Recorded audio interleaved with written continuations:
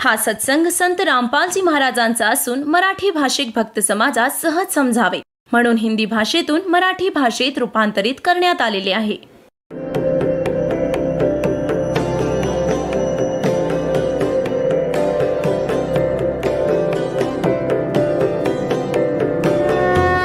और ज्ञान सब ज्ञान डी कबीर ज्ञान सो ज्ञान और जैसे गोला तोब कायम करता चले मैदान.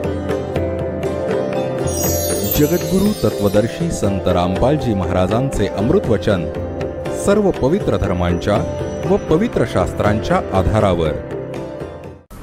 सतगुरुदेव की जय. बंदी छोड़ कबीर परमेश्वर जी की जय. बंदी छोड़ गरीबदास जी महाराज जी की जय. स्वामी रामदेवानंद जी गुरु महाराज जी की जय.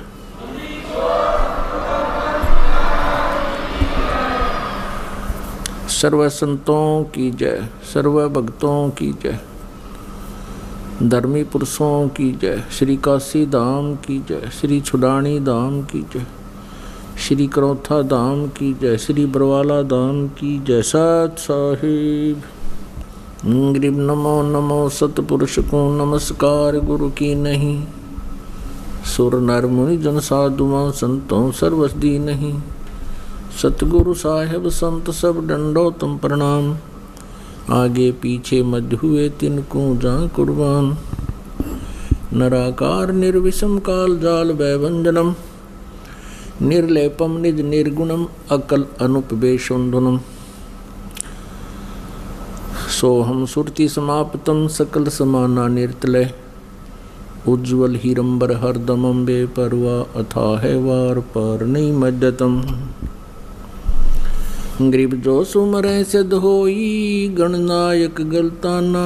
करो अनुग्रह सोई पारस पद परवाना. आदि गणेश मनाऊं गणनायक देवन देवा. चरण कमल लो लाऊं आदंत करूं सेवा. परम शक्ति संगीतम रिधि सिद्धि दाता सोई. अवगत गुण अतीतम सतपुरुष निर्मोही. जगदम्बा जगदीशम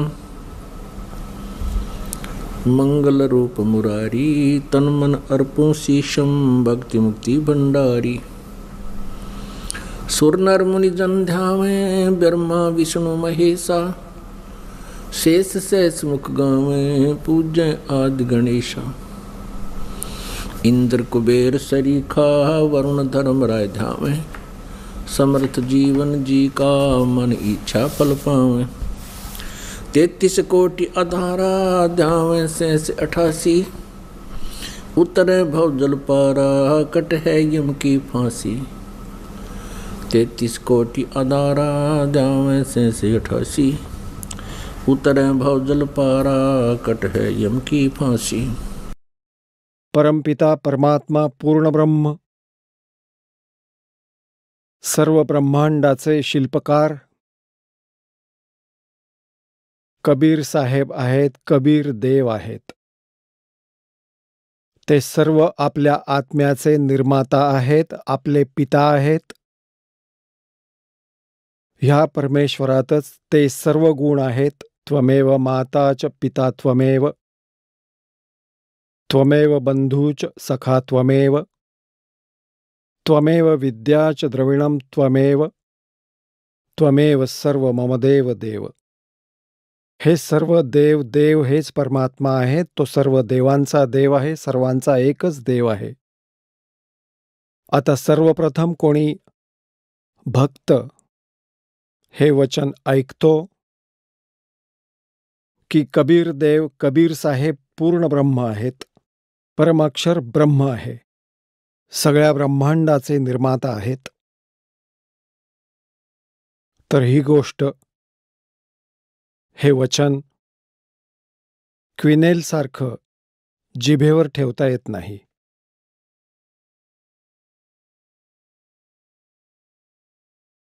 कारण आपण जे ज्ञान ऐकलं आहे ते लोक वेद ऐकलेले आहेत. त्या दंतकथा ऐकलेल्या आहेत. आपल्याला आपल्या सद्ग्रंथांचं ज्ञान मिळालेलं नाही, कारण आपले जे गुरुदेव होते, हिंदू धर्माचे जे आचार्य होते, गुरु होते, मंडळेश्वर होते, ते तत्वज्ञानहीन होते. हे ऋषी महर्षी तत्वज्ञानहीन होते. यांना कोणतंही आध्यात्मिक ज्ञान नव्हतं. ह्या कारणांमुळे आपल्याला परमात्म्याची ओळख झाली नाही. आणि लोकवेदाच्या आधारावर ज्या देवाला पूर्ण परमात्मा मानलं गेलं, त्याला आपण सत समजलो. कारण जे आचार्य होते, जे हिंदू धर्माचे गुरु होते, ते संस्कृत भाषेचे ज्ञानी होते आणि आपले सगळे सद्ग्रंथ संस्कृत भाषेतच लिखित स्वरूपात आहेत. आणि नंतर अनुवाद केलात हिंदीमध्ये किंवा इतर भाषेमध्ये, ही वेगळी गोष्ट आहे. प्रारंभी आत्तापर्यंत हे सुरुवातीपासून अगदी आत्तापर्यंत सर्व काही संस्कृत भाषेमध्ये होतं आणि अजूनही संस्कृत भाषेमध्येच आहे. अनुवादकारांनी त्याचं आपापल्या भाषेमध्ये भाषांतर केलं. आता ज्या कारणांनी जनतेतील जे श्रद्धाळू होते, ते त्या गुरुजींवर, त्या पंडितांवर, त्या मंडलेश्वरांवर विश्वास ठेवत राहिले की हे संस्कृतचे ज्ञानी आहेत, ते संस्कृत भाषा चांगल्या प्रकारे बोलतात आणि सगळे सद्ग्रंथही आपल्या संस्कृत भाषेमध्ये लिहिले आहेत. हेच कारण होते की त्या गुरुजींविषयी कोणतीही आपल्या मनात शंका निर्माण झाली नाही, अविश्वास नाही वाटला की हे चुकीचं सांगत आहेत. कारण शिक्षक जो असतो, तो विद्यार्थ्यांना जे ज्ञान देतो ते विद्यार्थ्यांनी स्वीकारलेलं असतं. शिक्षक जे काही बोलत असतो तर विद्यार्थी त्याला आक्षेप घेत नाहीत, शिरोधार्य मानतात. एका शिक्षकाने एक कुठल्या प्रश्नाचं उत्तर इतिहासाच्या मुलांना शिकवलं आणि त्या मुलाचे वडील देखील शिक्षित होते, परंतु ते नोकरी करत नव्हते, आपला अन्य व्यवसाय करत होते. तर त्या मुलाच्या वडिलांनी, फादरने पाहिलं की त्या मुलाने प्रश्नाचं जे उत्तर लिहिलं आहे ते चुकीचं आहे. ते आपल्या मुलाला म्हणाले की बेटा, तू हे चुकीचं लिहिलं आहेस. तर मुलगा म्हणाला की नाही बाबा, हे आमच्या गुरुजींनी सांगितलं आहे, बरोबर आहे. पिताजी त्याला म्हणाले की बेटा, हे सुधारून घे. तर मुलगा म्हणाला की नाही बाबा, मुळीच करणार नाही, हे आमच्या गुरुजींनी सांगितले, आमचे गुरुजी म्हणालेत, आमच्या शिक्षकांनी सांगितले. तर पुण्यात्म्यांनो, आज तीच स्थिती आली आहे. हे जेवढे आचार्य गुरु होते ते भाषा संस्कृत तर अवश्य जाणत होते, परंतु आध्यात्मिक ज्ञानापासून ते वंचित होते, ज्या कारणामुळे ते आजही आपल्याला ग्रंथांमधील गूढ रहस्य सांगू शकले नाहीत. आणि आज तेच सत्य जे आपल्या पवित्र सद्ग्रंथांमध्ये विद्यमान आहे, जनमानसाला समजेल असं सिद्ध करून दाखवले, त्याला सार्वजनिक केलं जाते. ह्या सीडींच्या माध्यमातून, प्रोजेक्टरच्या माध्यमातून आणि पुस्तके बनवून आता त्या गुरूंना, त्या आचार्यांना समस्या उत्पन्न होत आहे, जे आत्तापर्यंत लोकवेद ऐकवत होते, दंतकथा ऐकवत होते. ते काय म्हणत होते? काही म्हणत होते की श्री विष्णूजी पूर्ण ब्रह्म आहेत. हे विष्णूजी सर्व समर्थ भगवान आहेत आणि तेच 3 रूप धारण करतात. ब्रह्माजीच्या रूपात हे सृष्टी बनवतात, विष्णूजीच्या रूपात हे संरक्षण करतात आणि शिवजीच्या रूपात हे संहार करतात. काही जण म्हणतात की भगवान शिव महेश आहेत, महेश्वर आहेत, देवांचे पण देव आहेत. हेच सगळ्यांची उत्पत्ती करतात आणि हेच 3 रूप धारण करून ह्या ब्रह्मांडाचं संचालन करतात. हेच अखिल ब्रह्मांडाचे नायक आहेत, मालक आहेत. ब्रह्माजीचं रूप धारण करून हे सृष्टी बनवतात, विष्णूचं रूप धारण करून हे स्थिती करतात आणि स्वतः शिवरूपामध्ये हे सगळ्यांचा संहार करतात. यांचे कोणी माता पिता नाहीयेत. तर हे लोकवेद होतं, ही दंतकथा होती. आपण यांना सर्वेश्वर महेश्वर म्हणायचो. पुण्यात्म्यांनो, ज्या मार्गावर आपण चालतो, आपण आपला प्रवास निश्चित करायला उत्सुक असतो, त्याची माहिती आपल्याला सखोल असली पाहिजे, पूर्ण असली पाहिजे. मग त्याच्यावर चालणं फायदेशीर आहे. आणि जर आपल्याला जायचं आहे हिसारहून दिल्लीला आणि आपण जायला निघालो हिसारहून सिरसाकडे, तर आपलं चालणं व्यर्थ आहे. आपण किती वेगात जात आहोत, किती जोरात गाडी पळवत आहोत, हे व्यर्थ आहे. आणि एखाद्या कारणासाठी आपण हिसारहून सिरसाकडे जात असतो. रस्त्यात कोणी योगायोगाने एखादे गृहस्थ भेटले आणि विचारतात की कुठे जात आहात गृहस्थांनो?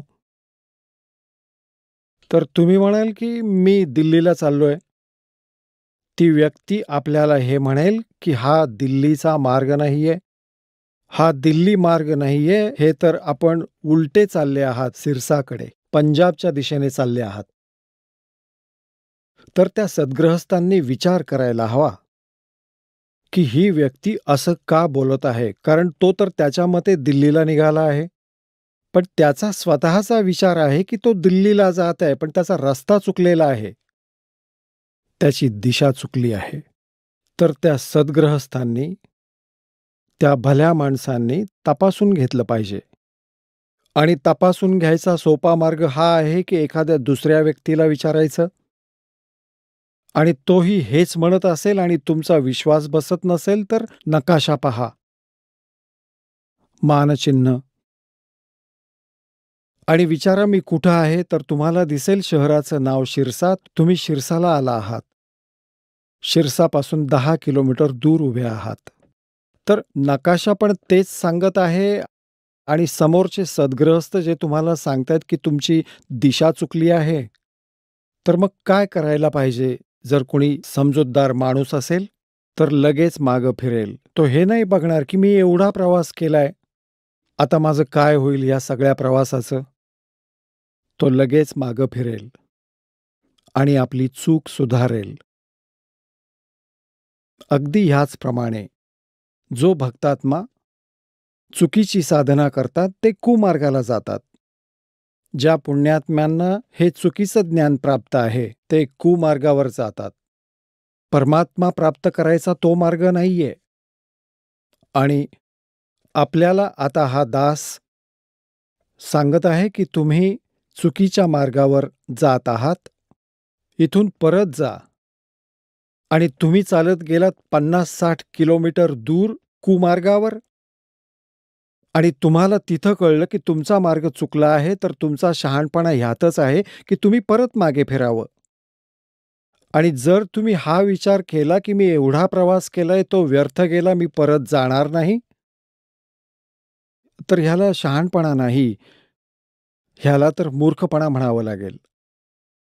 अशा प्रकारे तुम्ही कोणत्याही गुरु, इष्ट, संत यांच्याकडे कोणत्याही इष्टाची पूजा करत आहात. आपल्यापैकी कोणी 5 वर्ष, कोणी 10 वर्ष, कोणी 30 वर्ष साधना करत असेल तर ते चुकीचं ओझं वाहिल्यासारखं आहे. आज तुम्हाला हे कळतं की तुमचा मार्ग चुकला आहे. तर बुद्धिमान माणसाला पाहिजे काय पाहिजे? आता यात काही सांगायची गरज नाहीये. शहाण्या माणसाला इशारा काफी आहे. तुम्हाला लगेच त्या मार्गाचा त्याग केला पाहिजे. हा विचार नाही केला पाहिजे की माझ्या 20 वर्षाच्या साधनेचं काय होईल, 30 वर्षाची साधना मी ह्या पंथामध्ये केली, माझं काय होईल. तुझं जे व्हायचं होतं ते झालंय. तू तर पार बर्बाद झालायस. तुम्ही हा जो प्रवास केला आहे ह्या कुमार्गावर 100 किलोमीटर, इथून परत मागे फिरणं हेच तुमच्या हिताचं आहे. तुमचं ह्यातच भाग्य आहे की तुम्ही लगेच परत या, त्या मार्गाचा त्याग करा. आता परमात्मा म्हणतात, भेडा देखा जर्जरा उत्तर चले फडक. आधी तराफे होते, तराफे चालायचे. समुद्र पार करायला नौका नव्हती, तर त्यावेळी तराफे बनवायचे, तराफे. तो तराफा जर तुमच्या लक्षात नसेल, पण हे समजा की ती नौका आहे. ज्या नौकेत तुम्ही बसला आहात त्यात पाणी भरत आलं आहे. त्याच्या खालचा जो बेड आहे तो थोडा डॅमेज झालेला आहे. आणि बरोबर दुसरी व्यक्ती बिलकुल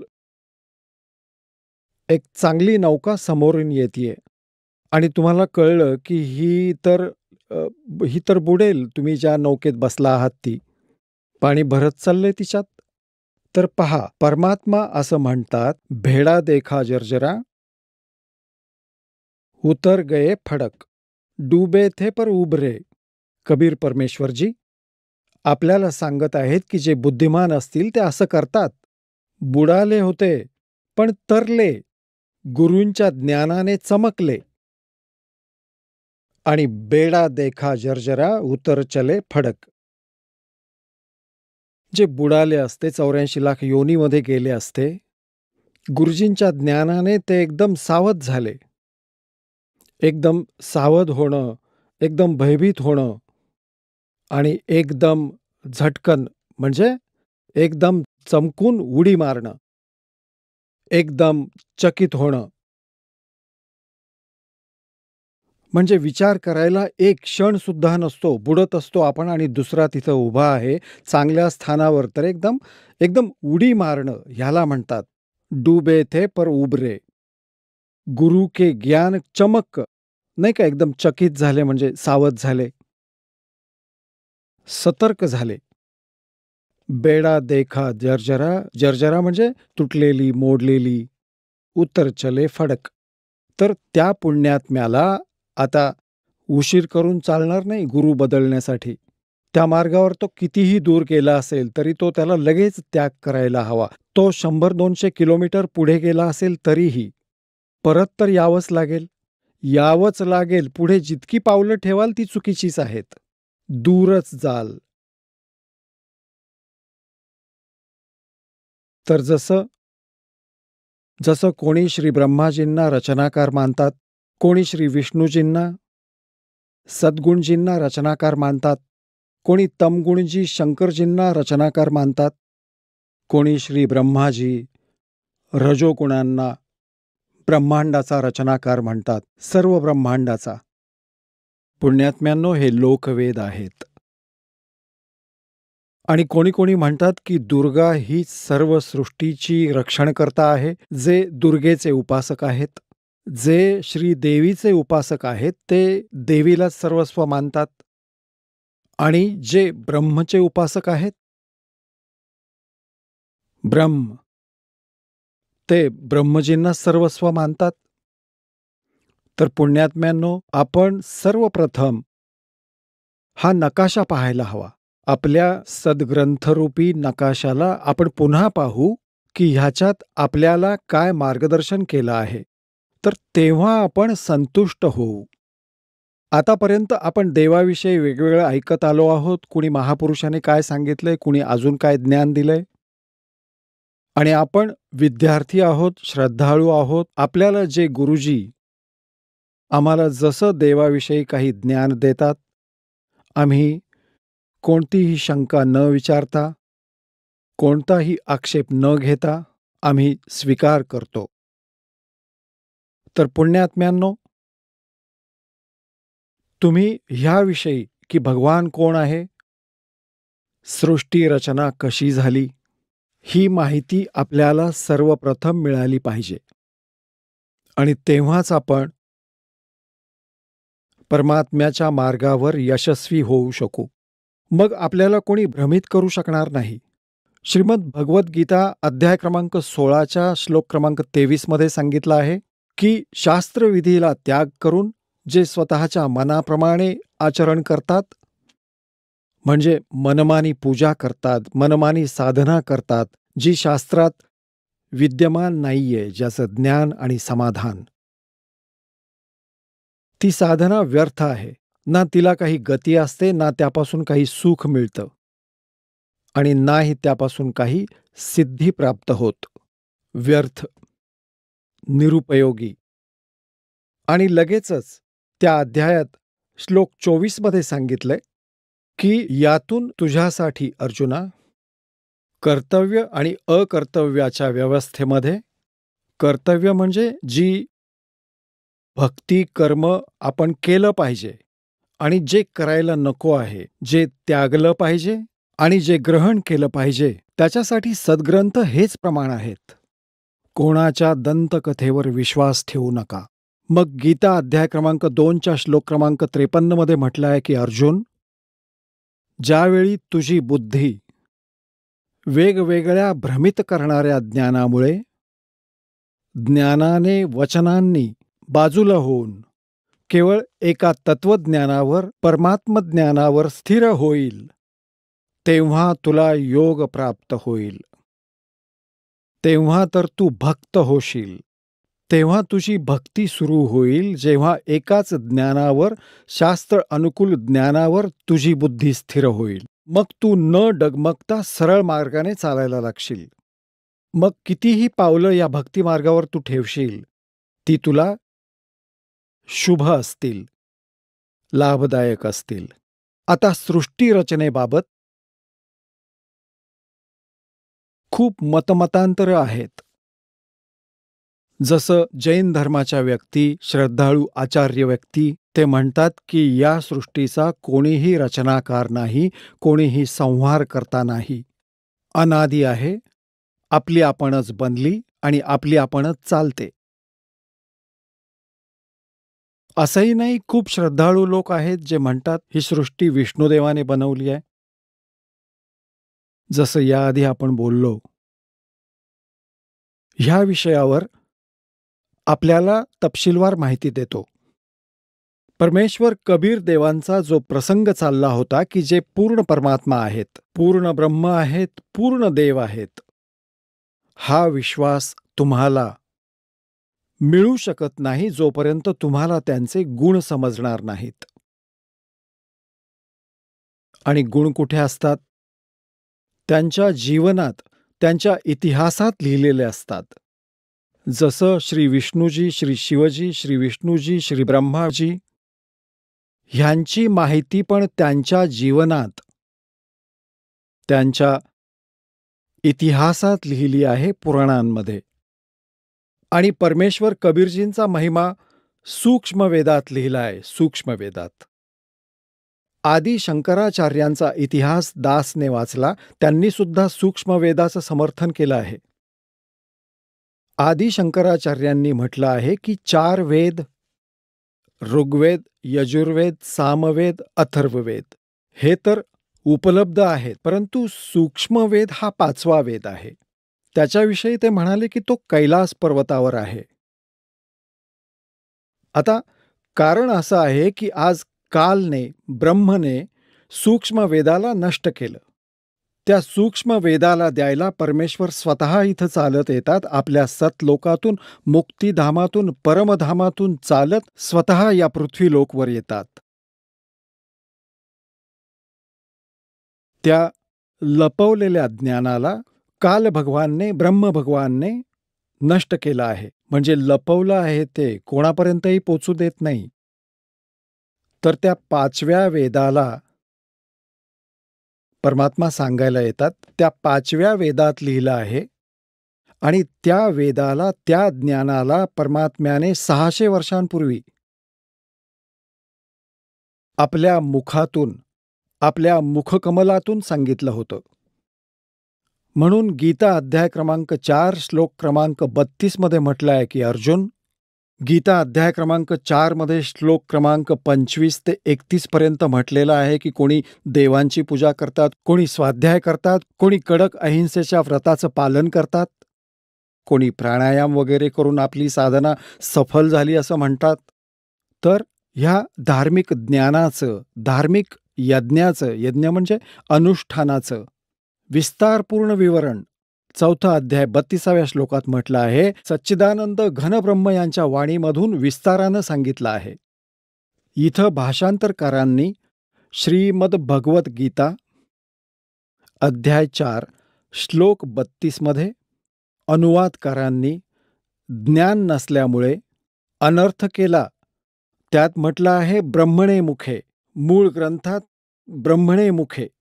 अनुवादकारांनी लिहिलं ब्रह्मणे मुखेचा अर्थ लिहिला वेदांची वाणी. ते चुकीचं लिहिलं.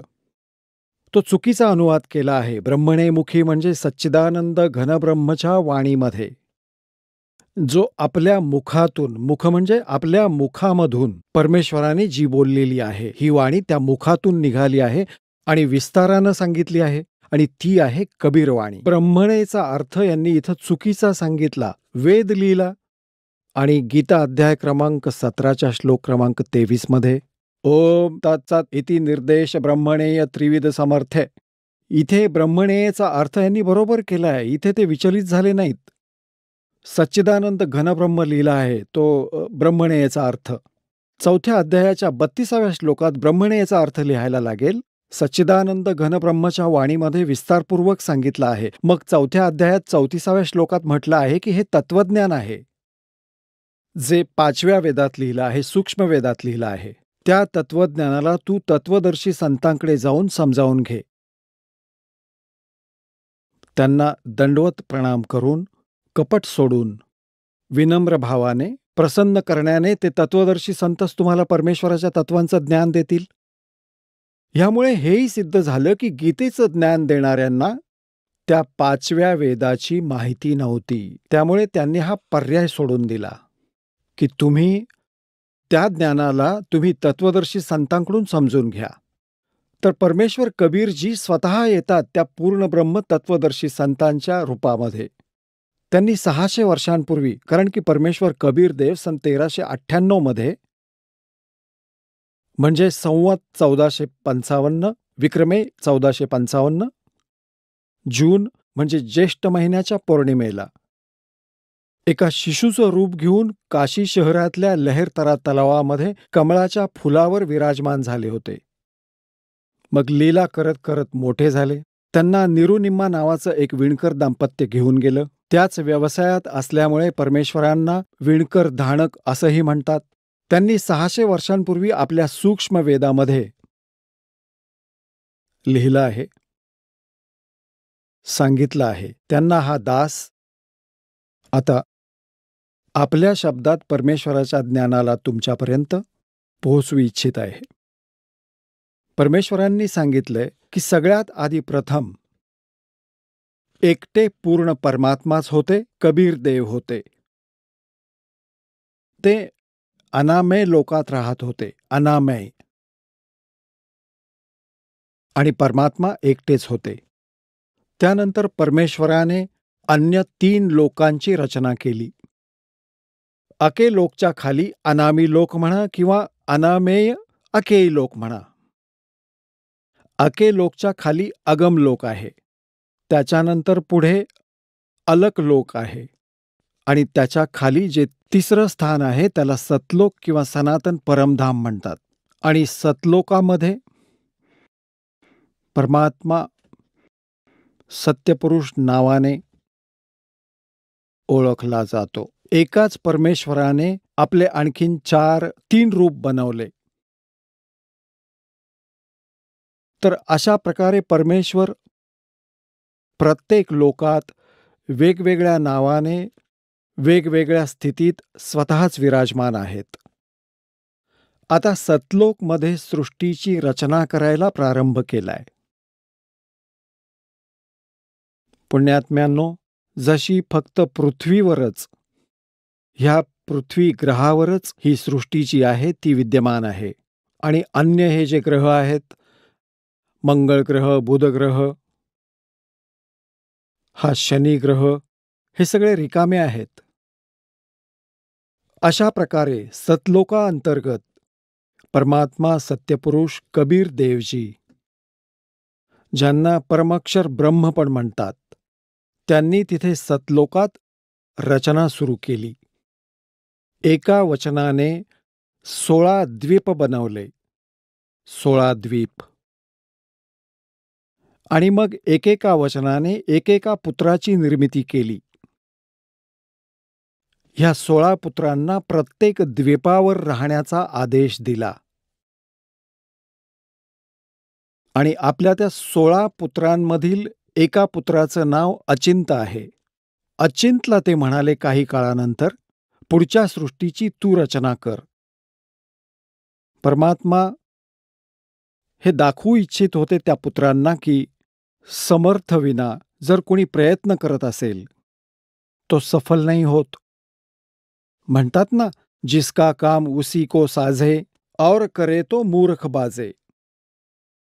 अचिंतने आपल्या वचनाने एक व्यक्ती निर्माण केली, त्याचं नाव ठेवलं अक्षरपुरुष. आता अचिंतने आपल्या वचनातून जे निर्माण केलेली व्यक्ती होती तिलाच अविनाशी पुरुष मानलं. त्याला अक्षरपुरुष नावाने संबोधित केलं. त्याला म्हणाला की तू मला मदत कर ह्या सृष्टीची रचना करायला. तिथे परमात्म्याने प्रत्येक द्वीपावर मानसरोवराची रचना केली. एक वेगळं मानसरोवर, कॉमन मानसरोवराची पण रचना केली. तर तो अक्षरपुरुष मानसरोवरात जाऊन आंघोळ करू लागला. आंघोळ करता करता खोल पाण्यात गेला आणि मग पाण्यातच झोपून गेला. पुण्यात्म्यांनो, सतलोकात श्वासानेच शरीर नाहीये. खूप वेळपर्यंत तो बाहेर नाही आला. तेव्हा परमेश्वर कबीरजींनी तेच जल, तेच पाणी हातात घेतलं. आपल्या वचनशक्तीने त्याचं जादूगारासारखं एका अंड्यात रूपांतर केलं. त्या अंड्यात एक जीवात्मा प्रवेश केला. त्या अंड्याला सोडून दिलं त्या मानसरोवरामध्ये. ते गडगड करत खाली पोचलं. तर त्या अक्षरपुरुषाची जी अधुरी निद्रा भंग झाली, त्या कारणाने तो संतप्त झाला. त्या रागाने, संतप्त नजरेनं त्यानं त्या अंड्याकडे पाहिलं की मला कोणी त्रास दिला आहे. त्या संतापामुळे ते अंड फुटलं. अंड्याचे 2 भाग झाले. त्यातून हा ब्रह्म निघाला. आता पुढे जाऊन या इतिहासात, या कहाणीमध्ये, अमर कथेमध्ये किंवा सत्यनारायण कथेमध्ये जी दास आपल्याला सांगतायत, आत्तापर्यंत विष्णूजींना सत्यनारायण मानून सत्यनारायण कथा सांगत असत, ती सत्यनारायण कथा नव्हती. आता ही आहे सत्यनारायण कथा. सत्यनारायण म्हणजे अविनाशी भगवानाची कथा. तर त्यातून हा ब्रह्म निघाला. पुढे जाऊन तुम्ही 3 प्रभूंशी परिचित व्हाल, जे ब्रह्मा विष्णू महेशांपेक्षा वेगळे आहेत. एक क्षरब्रह्म, ज्याला क्षरब्रह्म पण म्हणतात, क्षरब्रह्म. आणि दुसरा हा अक्षरपुरुष म्हणजे अक्षरब्रह्म. याला अक्षरपुरुष म्हणा किंवा अक्षरब्रह्म म्हणा. आणि अंड्यातून निघालेला हा क्षरब्रह्म. क्षरब्रह्मण नाशवान. कारण अक्षरपुरुषाला अचिंत्य नाव दिलं की तू अविनाशी व्यक्ती उत्पन्न केला, अक्षरपुरुष. आता तो स्वामी जेवढा होतो तेवढा तो पुरुष प्रभू. पुरुष म्हणजे प्रभू पण म्हणतात. तर अक्षरपुरुष म्हणा वा अक्षरब्रह्म म्हणा, एकाचीच 2 समानार्थी नावं आहेत. अशा प्रकारेच क्षरपुरुष म्हणा, हा ब्रह्म जो अंड्यातून निघाला तो क्षरपुरुष आहे. त्याला क्षरब्रह्म म्हणा, त्याचा समानार्थी. त्याला ज्योतिषरूपी निरंजन पण, काळ पण, हा ब्रह्म पुढे जाऊन काळही म्हणवला जाईल. आता लक्षात ठेवा पुण्यात्म्यांनो, जोपर्यंत तुम्ही या इतिहासाशी परिचित होत नाही, सृष्टीरचनेशी, तुम्ही कुठल्याही सद्ग्रंथाला समजू शकत नाही. तर परमेश्वरानं आदेश दिला त्या दोघांनाही की तुम्ही बाहेर या. अचिंत पुरुष, तू निद्रेत होतास? नाही, अक्षर पुरुषा, तू निद्राधीन होतास. तुला उठवण्यासाठी ही सगळी क्रिया केलेली आहे. तू बाहेर ये. दोघेही बाहेर आले. आता परमात्मा अचिंत्याला म्हणाले की अचिंत, आता पाहिलंस तू, समर्थ शिवाय कुठलंही कार्य सफल होत नाही. आता तू तर त्याला बाहेरही काढू शकत नव्हतास. आता यापुढे लक्षात ठेव, अडथळा आणू नकोस माझ्या कार्यात, म्हणून तुला तुझ्या सामर्थ्याची जाणीव करून दिली आहे. तर अचिंत्याने कान पकडले आणि म्हणाला, दाता, मी काहीच करू शकत नाही. आता परमेश्वराने आदेश दिला त्या दोघांना. कोणाला? क्षरपुरुष, अर्थात ज्याला क्षरब्रह्म पण म्हणतात, जे पुढे जाऊन ब्रह्मा विष्णू महेश यांचे पिता सिद्ध होतील याच कथेत. क्षरपुरुष आणि अक्षरपुरुषाला दोघांनाही सांगितलं की तुम्ही त्या अचिंत्याच्या द्वीपामध्ये राहा. त्या दोघांनीही आज्ञेचं पालन केलं आणि तिघे, कोण? अचिंत्य, अक्षरपुरुष आणि क्षरपुरुष, ज्याला क्षरब्रह्मही म्हणतात. आणि इथे आपण साध्या भाषेत त्याला ब्रह्म पण म्हणू लागलो आहोत. पुढे निश्चित करूया ब्रह्म का म्हणू लागलो ते. आता हे तिघेही एका द्वीपावर राहू लागले आहेत. बाकी जे अन्य 15 जण आहेत, परमात्म्याच्या वचनातून उत्पन्न ते पुत्र, ते वेगवेगळ्या एकेकट्या बेटांवर राहिले होते. काही काळानंतर परमेश्वराने आपणा सर्व आत्म्यांना, तुम्हा सर्वांना, सर्व ब्रह्मांडात जेवढे आत्मे आहेत त्यांना आपल्या शरीरातून, आपल्या वचनातून निर्माण केलं. आणि तिथे आपण तेजोमय शरीरात विद्यमान होतो. प्रकाशमय शरीर आहे आपलं.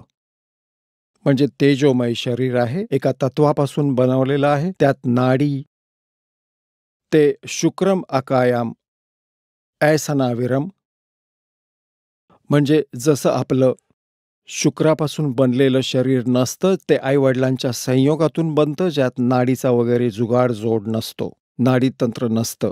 असं तसंच शरीर परमात्म्याचं असतं. साकार असतं, मनुष्य सदृश्य असतं, तेजोमय आहे. परंतु परमात्म्याचं शरीर आणि आपलं शरीर यांच्या तेजात, सामर्थ्यात, शक्तीमध्ये आणि त्याच्या तेजात, प्रकाशात फरक आहे. पूर्ण परमात्मा सत्यपुरुष म्हणजे कबीर देवजींचं जे सत्यलोकात शरीर आहे, त्यांच्या एक रोमकुपात कोटी सूर्य कोटी चंद्र यापेक्षाही जास्त प्रकाश आहे. आणि आपलं तिथं शरीर कसं होतं, जे शेष तिथे राहिले आहेत त्यांचं कसं शरीर आहे, आणि आपण जेव्हा परमात्म्याने आपल्या वचनातून उत्पन्न केलं होतं तेव्हा आपलं शरीर कसं होतं, मनुष्य सदृश्य होतं.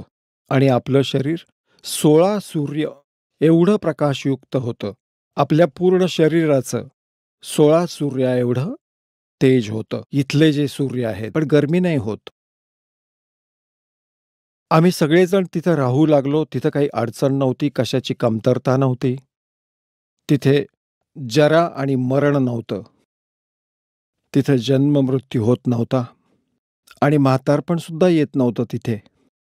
आता पुण्यात्म्यांनो, विचार करा की आपण इथं किती दुःखी आहोत आणि तरीही आपण हा विचार करतो की आपला मृत्यू होऊ नये. आणि आपल्याला तर माहीतच आहे की मृत्यू तर नक्कीच होणार. इथलं ते विधान आहे आणि तरीही आपली मरायची इच्छा नाहीये. कारण काय आहे की आपण अशा लोकात राहत होतो जिथे मृत्यू होत नव्हता, ज्यामुळे आपल्याला मरण चांगलं वाटत नाही. आणि बिलकुल ठीक आहे, एक इतर जन्म झाला होता आणि मग का मारता? 30, 40, 50, 60, 70, 80 वर्ष तर आपण हे घरदार बनवण्यात घालवतो, मग त्यात राहू शकत नाही, एका मिनिटात नष्ट करतो. इथला देव तर तिथे जरा आणि मरण नव्हतं. जरा म्हणजे म्हातारपण. आता कोणालाच म्हातारं व्हायला आवडत नाही. सगळ्यांना वाटतं मी तरुण दिसावं. आणि ही मोठी मोठी नेते मंडळी सर्जरी करून रंगरंगोटी करून घेतात. किती दिवस करतील? 10 वर्षात परत मूळ स्थितीला याल. तर सांगायचं तात्पर्य हे आहे की आपला स्वभाव असा आहे की आपण तरुण दिसावं. पण इथं तर बनावटी, आर्टिफिशियल आहे सगळं. आणि तिथे अस्सल होतं तर आपण तिथे असं राहत होतो. काही दिवसांनंतर, पण अर्थात दिवस नाहीये तिथे, दिवस आपण असंच म्हणतो. तिथे दिवस रात्र नसतात. तेजोमय प्रकाशमय असा लोक आहे. प्रकाशमय सर्व आत्मे आहेत. प्रकाशमय परमात्मा आहे. तिथे सूर्य उदय आणि अस्त होत नाही. तर तिथे काही समयानंतर ह्या ज्योती निरंजन, ज्याला क्षरपुरुष म्हटलं आहे, ज्याला शरब्रह्म म्हणतात, जो गीतेत स्वतःला म्हणवून घेतो की मी काळ आहे, तो ब्रह्म आहे, जो श्रीकृष्णाच्या शरीरात प्रवेश करून बोलत आहे. पुढे इतिहास सांगणार आहे पूर्ण सविस्तरपणे. त्याला धैर्यपूर्वक ऐका ह्या कथेला, कारण जो पहिल्यांदाही ऐकतो त्याला ती विचित्र वाटते. पण काही वेळाने जेव्हा तुम्ही प्रमाण बघाल, तुम्हाला स्वीकार करावं लागेल आणि होईलच स्वीकार. काही काळानंतर ह्या क्षरपुरुषामध्ये एक खोट निर्माण झाली, एक कुरापत निर्माण झाली. त्याने विचार केला की आपण 3 जण एका द्वीपावर आणि आपले अन्य बांधव एका द्वीपावर राहत आहेत. तर तेव्हा हे विधान लक्षात आलं की तपापासून राज्य प्राप्त होतं. त्याने उभं राहून एका पायावर तप केलं आणि 70 युग, इथल्या 70 युगापर्यंत तप केलं. तेव्हा पूर्ण परमात्म्याने सत्यपुरुष कबीर देवांनी विचारलं की पुत्र, तू कशासाठी हे तप करत आहेस? काय इच्छा आहे तुझी? तेव्हा याने म्हटलं की भगवान, हा द्वीप माझ्यासाठी छोटा आहे, थोडा आहे. आम्ही तिघे एका द्वीपावर राहतो. अन्य बांधव माझे वेगवेगळ्या द्वीपांवर एकटे राहत आहेत. मला वेगळं स्थान हवंय. परमात्मा म्हणाला, ठीक आहे, बरं, तुला 21 ब्रह्मांड देतो. जसा एक धनिक पिता आपल्या पुत्राला 21 भूखंड देतो की घे बेटा, हे तुझ्या हिश्श्यात 21 भूखंड आलेत. आता ते भूखंड मिळाल्यावर, 21 ब्रह्मांड मिळाल्यावर क्षरब्रह्म, आम्ही संतांच्या भाषेत याला क्षरब्रह्म म्हणतो. क्षरब्रह्म, क्षर अक्षर, अक्षर तर हे अक्षरब्रह्म, तर हे परब्रह्म आहे जे अचिंतच्या वचनातून उत्पन्न झालंय. आणि क्षरब्रह्म हे परमात्म्याच्या वचनातून, अंड्यातून उत्पन्न झालंय. हे क्षरब्रह्म जे आहे ते 21 ब्रह्मांडांमध्ये कधी इथे तर कधी तिथे फेरफटका मारत बघत असतो त्यांना. त्याने मनात म्हटलं, त्याने विचार केला की यात काही बांधकाम व्हायला हवं. त्या उद्देशाने त्याने पुन्हा 70 युगांपर्यंत तप केलं. तेव्हा परमेश्वरानं विचारलं की बाबा, आता काय पाहिजे? भूखंड तर तुला दिले, 21 ब्रह्मांड दिली. तेव्हा यानं म्हटलं की प्रभू, काही कन्स्ट्रक्शनचं बांधकाम सामुग्री द्या, म्हणजे मी तिथे काही रचनात्मक बनवू शकेन.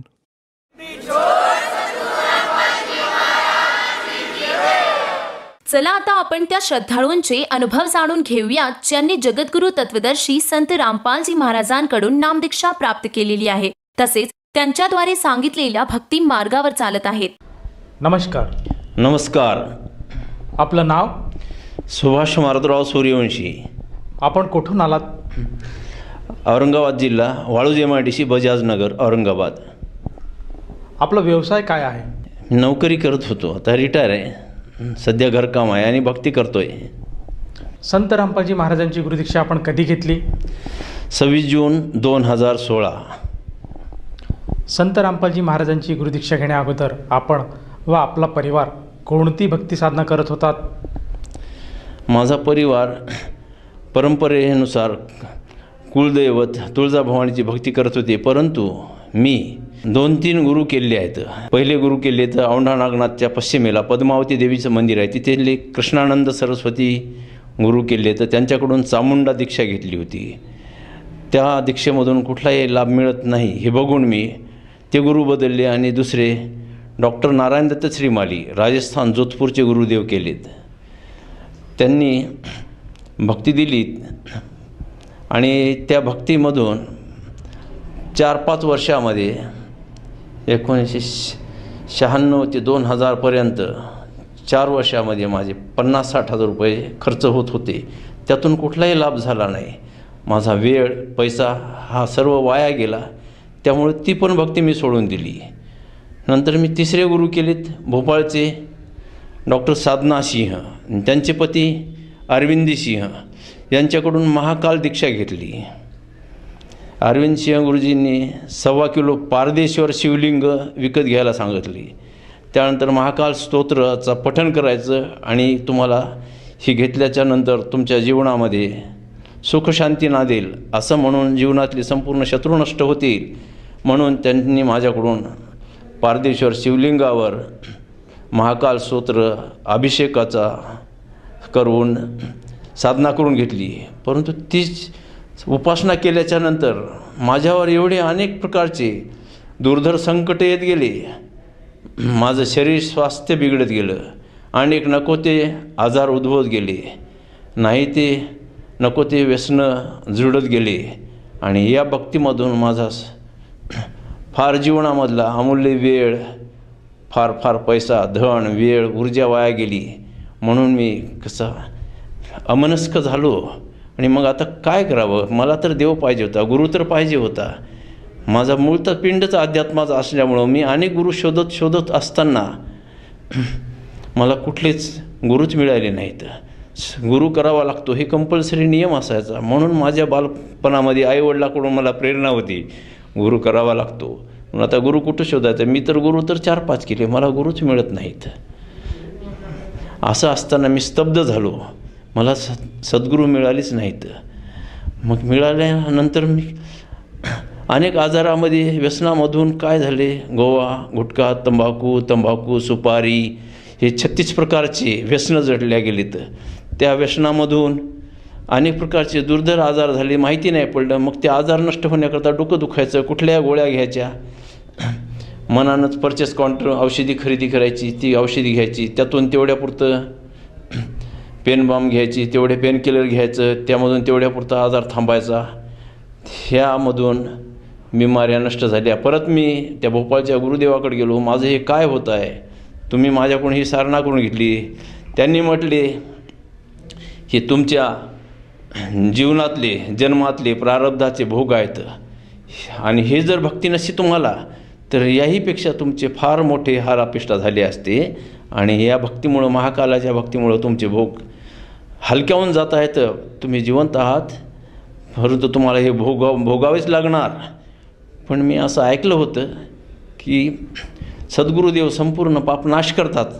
परंतु ऐकलं होतं, पोथी ऐकत असताना, कथा ऐकत असताना, सत्संग प्रवचन ऐकत असताना, परंतु आता सद्गुरू कोण आहेत, कोण सद्गुरू नष्ट करतात म्हणून मग शोधत होतो. तरी पण मला सद्गुरू मिळाले नाहीत. हे सारं करत असताना हळूहळू माझी दृष्टी गेली. त्या गोळ्या औषधी घेऊन डोक्यातल्या रक्ताच्या गाठी झाल्यामुळं ब्लड सर्क्युलेशन थांबलं. डोळ्याला नेत्रप्रवाहामध्ये जो रक्तप्रवाह व्हायचा तो पण थांबला. त्यामुळं दृष्टी गेली, विस्मरण पण झालं.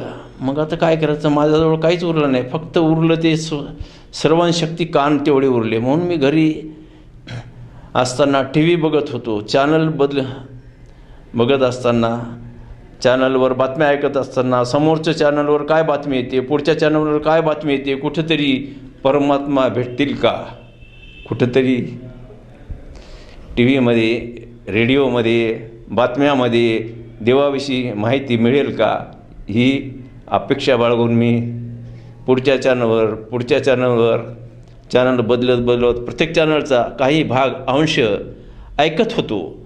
ऐकता संत रामपालजी महाराजांचा सत्संग कानावर पडला आणि इंटरव्ह्यू कानावर पडला.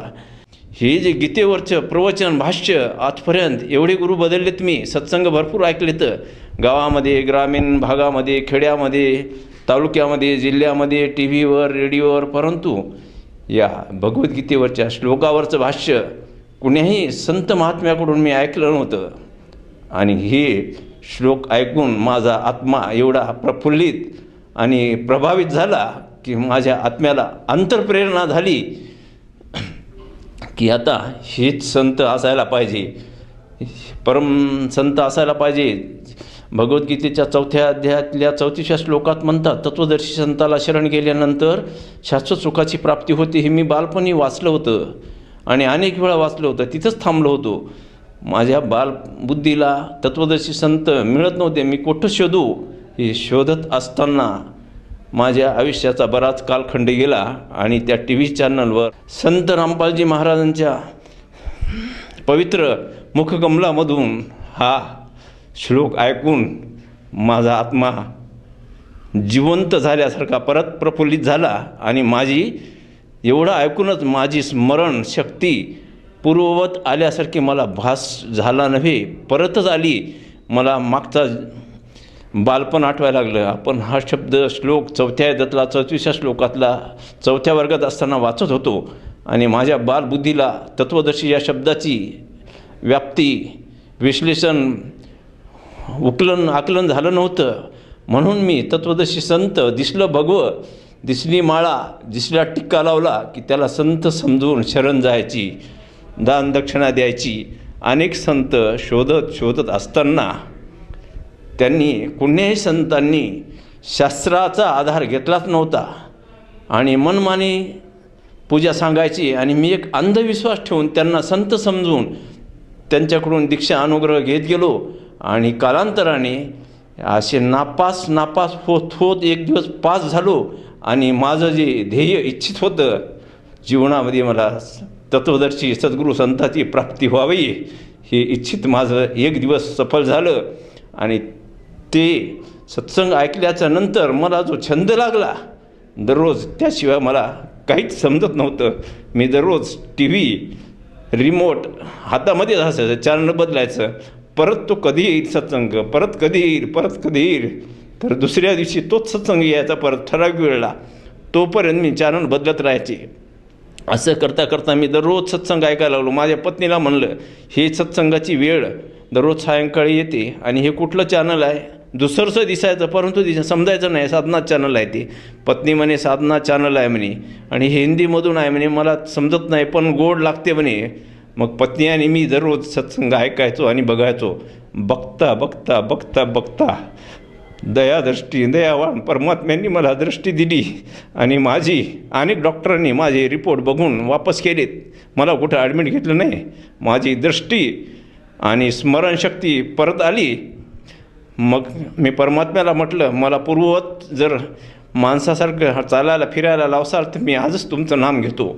असं म्हटल्यानंतर मला रोजगार पण मिळाला आणि दृष्टी पण मिळाली. लगेच आम्ही पती पत्नींनी नगरला जाऊन संत रामपालजी महाराजांची अनुग्रह घेतला आणि अनुग्रह घेतल्याच्या नंतर अशी प्रगाढ भक्ती करायला लागलो. तीच भक्ती रात्रंदिवस आम्ही गद्दाट करत आहोत आणि ती भक्ती करत असताना एवढा आनंद वाटतो. हा छंद जीवाला लावी पिसे, आम्हाला जीवनामध्ये काही उरलं नाही. एवढं गोड सुसंगत जीवन वाटतंय. आता जीवनामध्ये या जगामध्ये काही गोड असेल तर फक्त संत रामपालजी महाराज आहेत, त्याशिवाय मला काही दुसरं काही दिसत नाही. आणि हे करत असताना माझ्या घरामध्ये मला नोकरी मिळाली. 10,000 रुपये महिन्याची नोकरी मिळाली. त्या नोकरीमधून पूर्वीच्या काळामध्ये 10 किलो दळण आणलं तर तिसऱ्या दिवशी परत 10 किलो ज्वारी विकत घ्यावं लागायची आणि ती 10 किलो त्या दिवशी विकत घेऊन दळून आणली तरच आमच्या घरी स्वयंपाक चूल पेटायची आणि जेवण मिळायचं. तर आता काय होते, भक्ती घेतल्यानंतर 10 किलो 10 दिवस संपत नाही, 12 दिवस संपत नाही, 13 दिवस संपत नाही, 15 दिवस संपत नाही, 16 दिवस संपत नाही. एवढी बरकत आली. तो डब्बा पिप्पा भरूनच असतो.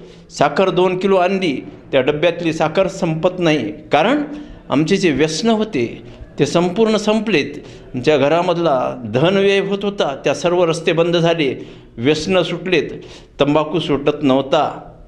सत्संग ऐकूनच तंबाखू सुटला. नाम घेण्याच्या अगोदर तंबाखू सुटला. कारण त्या शब्दामध्ये संत रामपालजी महाराजच्या भक्तीमध्ये एवढी शक्ती आहे.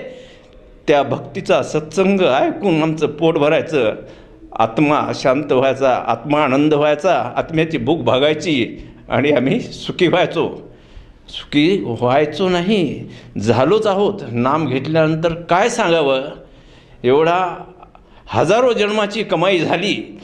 ती कमाई हजारो नाही करोडो जन्मामध्ये कमाई केली नसती. नाम घेतलं म्हणून एवढं सुखी झालो. मीच नव्हे, माझे जन्म वडिलाकडील 50 पिढ्यांचे पूर्वज आणि आईकडील 50 पिढ्याचे पूर्वज आणि स्वतः मी एक, वडिलाकडच्या 50, आईकडच्या 50 आणि स्वतःची माझी 101 पिढ्यांचा आत्मोद्धार झाला. एवढी कमाई या विश्वातलावर कोणीही करू शकत नाही. ती कमाई मला माझ्या परमसंत रामपालजी महाराजांनी करून दिली. म्हणून या जन्मामध्ये मी त्यांना कसा विसरू. रात्रंदिवस त्यांच्या भक्तीशिवाय मला कुठला उद्योग आहे. हे हात, हे शरीर, हे नेत्र, हे बुद्धी, हे वाचा, हे दात, हे मुख, हे धन, हे त्यांनाच समर्पित आहे. दुसरं करण्यासारखं काही नाही या जगामध्ये. रामपालजी महाराजच्या भक्तीसारखी भक्तीही नाही, रामपालजी महाराजासारखी दुसरा गुरुही नाही. तरी सर्वांनी आता हे सर्वांचं कर्तव्य बनते. प्रत्येक प्राणी मात्राचं एकमेव कर्तव्य आहे. त्यांना जर सुखी व्हायचं असेल तर त्यांनी संत रामपालजी महाराजांना त्वरित शरण येऊन आपला जीवन जन्म सफल करावा. हीच माझी अंतरीची कळकळीची संपूर्ण आई माता भगिनींना कळकळीची विनम्र प्रार्थना आहे. त्यांनी लवकरात लवकर दीक्षा घेऊन आपल्या परिवाराचं, स्वतःचं, आईवडिलांचं, सर्वांचं आत्मउद्धारासारखं दुसरं काही कर्तव्यच नाही आणि तो कल्याण करून घ्यावा. सर, जर कोणा साधकाला किंवा भक्ताला संत रामपालजी महाराजांची दीक्षा घ्यायची असेल तर तो व्यक्ती किंवा साधक संत रामपालजी महाराजांची गुरुदीक्षा कशी घेऊ शकेल? अगदी सोपं आहे. या परमात्म्यानं एवढी सुविधा करून ठेवली. प्रत्येक जिल्ह्याच्या ठिकाणी नामदान सेंटर अगदी निःशुल्क. परमात्म्यानं प्रत्येक जिल्ह्याच्या ठिकाणी नामदान सेंटर उघडले आहेत. प्रत्येकाच्या मोबाईलमध्ये सत्संग येतो, घरामध्ये टी व्हीमध्ये आहे. आज या जगामध्ये असं कोणीही नाही. प्रत्येक भिकाऱ्याकडे मोबाईल आहे, अँड्रॉईड मोबाईल आहे, स्मार्टफोन आहेत. त्या मोबाईलमध्ये दररोज सकाळी 6 ते 7 लोकशाही चॅनलवर सत्संग प्रत्येक बघतच आहेत. त्या बघताना खाली एक पट्टी चालते आणि त्या पट्टीवर मोबाईल नंबर आहेत. त्या मोबाईल नंबरवर कॉन्टॅक्ट केला, फोन केला की लगेच आपणास तिकडून रिप्लाय मिळतो आणि तुम्हाला घरबसल्या नामदीक्षा मिळते. तुम्ही जर इच्छा केली नामदान सेंटरवर जा, कुठेही जा, कुठेही घेऊ शकता, कुठल्याही वेळी नामदीक्षा घेऊ शकता. आणि ही भक्ती त्वरित सफल होणारी, ॲक्टिव्ह होणारी भक्ती आहे. बाकीच्या सर्व भक्त्या शास्त्राला आधारित नाहीता, मनमानी आहेत. म्हणून ही भक्ती कशी आहे? प्रमाणित आहे. ही भक्ती म्हणजे त्वरित फळाला येणारी आहे. ज्यांनी एक वेळ जर नाम जर घेतलं त्याचा जन्म सफल झाला. म्हणून सर्वांनी भक्ती करावी. याकरताच माणसाचा जन्म आहे. नसता मेल्यानंतर 84 लक्ष योन्याचं आवर्तन आहे. बैल व्हावा लागतंय, डुक्कर, कुत्रा, गाढव व्हावं लागतंय, अंगाला खात सुटतंय. कुत्र्याला, डुकराला, कोंबड्याला एवढ्या योन्या आहेत. बैलाला शेतामध्ये कष्ट करावे लागतात. गाढवाला गाढवासारखं काम करावं लागते. गाढवाकडून काम करून घेतो आणि त्याला मोकळं सोडून देतो. त्याला खायला घालावं लागत नाही गाढवाला. आणि माणूस मेल्याच्या नंतर गाढवाचा जन्म हा पक्काच आहे. तंबाखू खाणाऱ्याला, दारू पिणाऱ्याला डुक्कर योनी, कुत्रा योनी, शुक्कर योनी, गाढव योनी, या योनीतून मुक्ती जर मिळवायची असेल, माझे पितृतुल्य परमात्मा स्वरूप संत रामपालजी महाराज अवतीर्ण झाले आहेत. सर्वांनी या विश्वातल्या सर्व प्राणी समुदायाला माझी पुनश्च एक विनम्र प्रार्थना आहे. लवकरात लवकर तुम्ही जीवनाचं आद्य कर्तव्य समजून संत रामपालजी महाराजाकडून अनुग्रह त्वरेने घेण्याची कृपा करावी. धन्यवाद. धन्यवाद.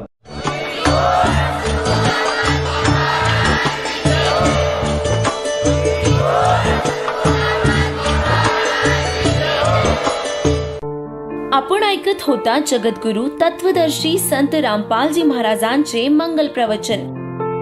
निशुल्क नामदीक्षा प्राप्त करण्यासाठी आणि अधिक माहितीसाठी संपर्क करा 7030303951 7030303952. आमची वेबसाईट आहे www.jagadgururampalji.org. सर्व पवित्र धर्मांच्या पवित्र शास्त्रांवर आधारित प्रमाणित अनमोल पुस्तक ज्ञानगंगा किंवा जगण्याचा मार्ग यापैकी कोणतेही एक पुस्तक निशुल्क मागविण्यासाठी आम्हाला आपले पूर्ण नाव, पूर्ण पत्ता, पिनकोड सहित आणि फोन नंबर लिहून 7030303951 7030303952 या नंबरावर SMS करू शकता किंवा आम्हाला 7030303950 या नंबरावर WhatsApp देखील करू शकता.